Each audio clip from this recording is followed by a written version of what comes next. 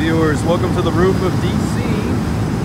You see we got the pencil over there, the Washer Monument. Museum of the Bible right there. There's actually some grass growing on top. That's pretty neat. But today we're looking at, we got 4 cooling towers. We work on cooling towers of a couple different sizes. These are on the smaller end of what we normally run into. And you can see the camera is actually not picking it up. It looks like it's spinning pretty slow, but it's actually spinning like really fast right now, so that's interesting. I just noticed that with my camera. But what these do is they pull the hot air up out of the building, and that is how the cooling towers provide cooling to the building. And there's also pumps that will pump water into the surrounding fill. You actually have this fill, it kind of gets a bunch of algae and deposits growing on it over time, but the water will trickle down through the fill all the way down the bottom, and it'll get pumped back up and in.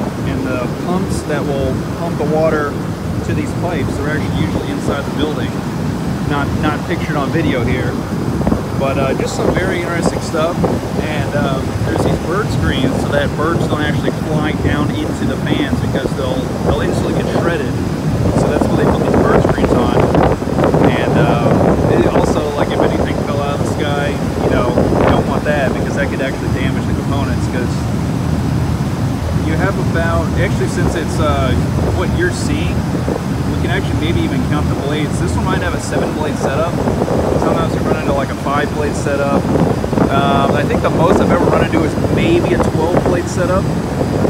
And so yeah, there's a hub on the very top, right about there, and that hub goes into a taper, and it goes into a whole system where each blade is bolted to that whole hub, and that shaft runs down below. You see there's a big pulley, and there's an electric motor in there it's connected by a pulley on the electric motor with a belt that's connected to that fan pulley, and that's what spins the cooling tower at high speed. And the blades, they're actually angled at a certain pitch so that it doesn't overamp the motor, but that it is at its most efficient point to be able to pull enough air up out of the out from below to make it worth it to run. And anything else, like, you have 2 fan bearings. You always have 2 fan bearings on a vertical shaft. Every once in a while you run into a horizontal cooling tower, but this is a vertical, the most popular setup, and it's belt driven. Sometimes you run into, I'll have to get another video later of at another building, but there'll be a gearbox actually in the middle of the opening for your cooling tower, and the gearbox will actually be connected by a drive shaft to a motor, and the gearbox will have the fan blades and hub on top. So just some interesting stuff, something you might not see every day. You got the Capitol over there. We just have a cool setup out here. And this is 4 cooling towers. And at other buildings you might have 3 massive cooling towers. It just depends on the size of the building and their cooling needs. But you can see we got a big drop below. And we'll have to put a rope. We usually tie a rope off here to pull our tools up top to get to work on these things. We'll usually set up a gantry so that we can get a chamfer on it and actually pick up the whole fan assembly if we're taking that off, if we're replacing the fan bearings and whatnot.